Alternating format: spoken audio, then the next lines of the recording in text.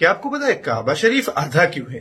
हम सबको पता है काबा शरीफ क्यूब शेप में है, 2D में देखें तो स्क्वायर शेप में, लेकिन उसके सामने ये डी शेप वाला जगह क्या है? इस जगह को हातिम कहते हैं या हिजरे इस्माइल कहते हैं। इब्राहिम अलैहिस्सलाम ने जब काबा शरीफ बनाया था तो उसका फाउंडेशन स्क्वायर शेप में नहीं, ऐसे डी टाइप शेप में था। तो अगर इब्राहिम अलैहिस्सलाम ने डी शेप में बनाया था तो स्क्वायर कब हुआ? बात यह है कि हुजूर सल्लल्लाहु अलैहि वसल्लम की नबूवत जाहिर होने से पहले उनके पास रेवलेशन तो आया था जब उनकी एज 40 साल की थी। जब वो 35 इयर्स के एज में थे, उस वक्त एक आग की वजह से काबा शरीफ का स्ट्रक्चर बहुत वीक हो गया था। तो Quraysh being the protector of Kaaba, उन्होंने सोचा कि बिल्डिंग को वापस मजबूती से बनाया जाए। प्रॉब्लम्स ये थी कि फंड की कुछ कमी थी।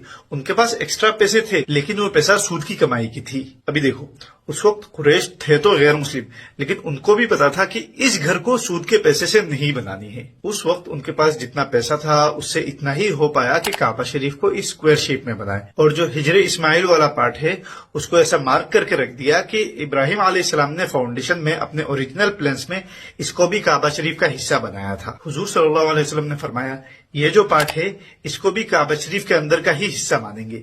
ये उम्मत के लिए एक बहुत बड़ी नेमत है, क्योंकि काबा शरीफ के अंदर हर कोई नहीं जा सकता, लेकिन हातिम के अंदर कोई भी जा सकता है। और अल्हम्दुलिल्लाह मैं हातिम के अंदर गया, उधर नमाज भी पढ़ी। जुमे का दिन था, मैं तवाफ कर रहा था और इत्तेफाकन ऐसा हुआ जब नमाज का टाइम हुआ, खुतबा स्टार्ट होने वाला था, तो मैं एकदम हातिम के दरवाजे के सामने ही जाके बैठा। उधर गार्ड में एक बांग्लादेशी अंकल थे, तो मैं उनसे बोला कि आज हम लोग मक्का शरीफ से जा रहे हैं, मदीना शरीफ जा रहे थे, तो कुछ इंतजाम करिए कि मैं अंदर चला जाऊं। उन्होंने बोला कि सामने आके बैठ जाओ, और नमाज खत्म होते ही मैं अंदर गया और बाकी की नमाज और कुछ नफल मैंने वही अदा किया। हातिम वाला पार्ट काबा शरीफ के अंदर का ही हिस्सा माना जाएगा। इसीलिए आप देखोगे कि तवाफ करते वक्त लोग हातिम के अंदर नहीं जाते, क्योंकि तवाफ काबा शरीफ का करना है और हातिम काबा शरीफ का ही एक हिस्सा है। हातिम के बारे में तो आपको पता चल गया, लेकिन क्या आपको पता है कि ये क्या है? इसके बारे में जानने के लिए आपको अगला एपिसोड देखना पड़ेगा। अस्सलाम वालेकुम।